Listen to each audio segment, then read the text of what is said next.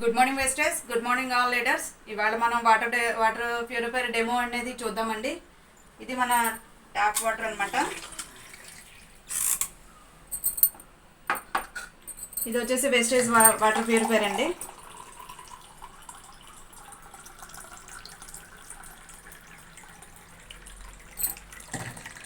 Different చూద్దాం మనం ఇప్పుడు.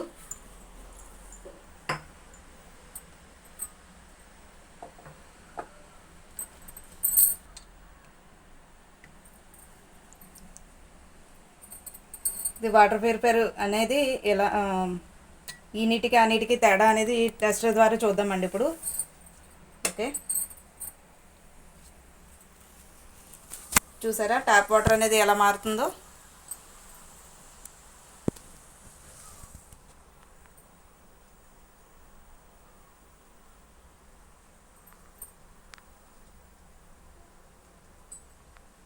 సరిపోతుంది.